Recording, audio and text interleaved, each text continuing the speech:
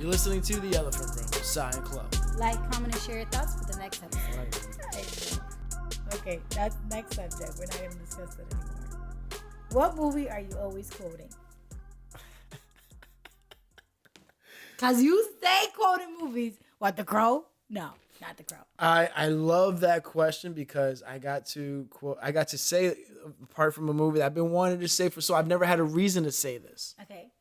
And I was given the opportunity to actually, and it's from Pulp Fiction. Believe it or not. Now, you just recently saw that movie, and from what I hear, you thought it was a good movie. No, I mean, you hated it, but at least I think you can appreciate some things from the movie, right? Some things, okay. But it was...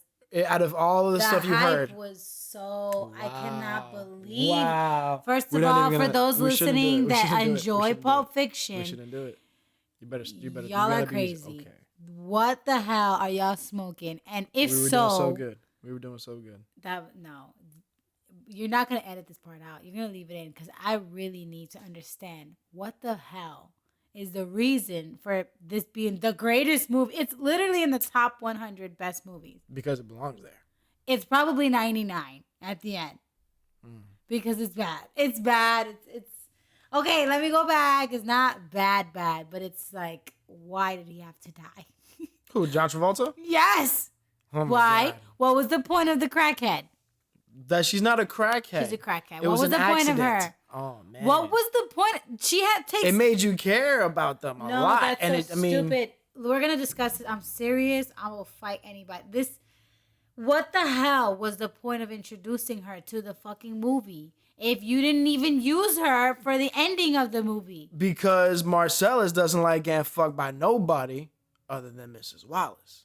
And I don't know if you got to see Zed. Remember Zed? Did you see Mr. Marcel with her? Marcellus. Whatever. Did you see their relationship together? No, you didn't see them together. Yes, you saw them plenty of times. Together? Yes. When? When they go to the locker room because the guy was dead, the boxer was dead. She's the one that opens the door. And she's like, hey, I meant to tell you about the good night we had the other day. And she was in the room with Marcellus at that point. They didn't have any weird interact. They don't have any dialogue together, no. So wow, just trash. But the focus didn't need to be there. Yes. That would have just been more fluff. No, more fluff. Maybe part 2's coming out. You don't know. Yeah, bro. And y'all really hyped this movie up. Because it's good. It's good. What a terrible movie. Anyways, I went to 7-Eleven. That's what you're quoting. I need to hear the quote. I went to 7-Eleven and there was doo-doo on the floor. When I went to go inside, it was on the outside. It was doo-doo on the floor. Right on the cement.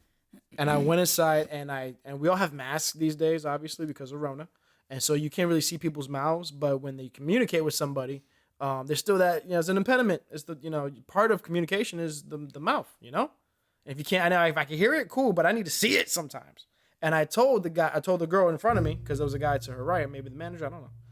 And I say, hey, I need this, and that. She gets me this and that. And I say, hey, by the way, I don't know if anybody's told you yet, but there's somebody defecated in front of the store.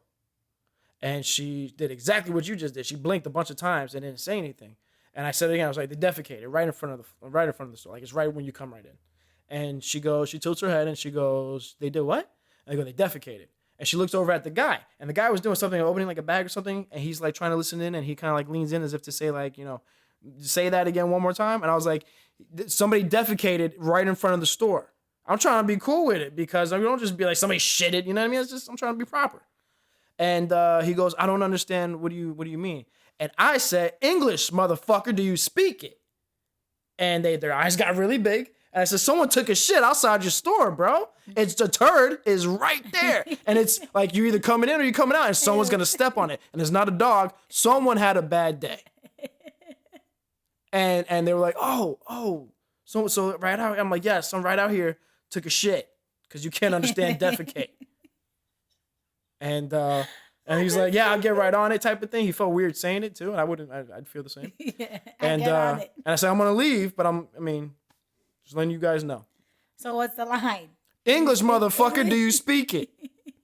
Samuel L. Jackson. Damn, you got a whole beautiful explanation on that big ass quote. I'm always quoting Shrek. So. So that's a one movie I know. From Making pancakes. Yeah. Or waffles. Yes, waffles. It's waffles. So I mean, I don't have an epic movie like that, but okay. Okay. So next. And by the way, that just shows it. When I'm talking over here about Pulp Fiction and Filet Mignon over here, you just hit me with Shrek and Happy Meals. But that's because that's my childhood. Like, I'm just saying, it shows that where the quality's at. I'm over here with my Pulp Fiction Filet Mignon. You can stay with Shrek and your Happy Meal.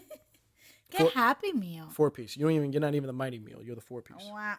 They don't call it Mighty Meals anymore. They don't even exist. What? You're such an old fart. They don't exist. Mighty Meals? That was Happy Meals back then, right? The bigger version? Yeah, the bigger version of the Happy Meal. What is it now?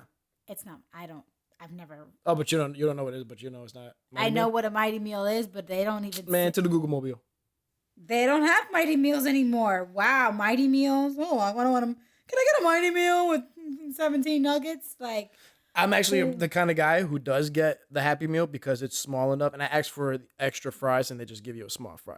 So I'll get like a 6-piece, a small fry, and a small soda because I'm not trying to drink the whole thing. I just need 2 gulps, and I'm done. You know what I mean? Boom, $3. Eat it. Look, if I put Mighty Meals on here, not even McDonald's doesn't show up. Wow. I can't believe you said Mighty Meals. Wow. Travesties. All right, what else do we have? What else we got over here? See, look how they talk about past tense.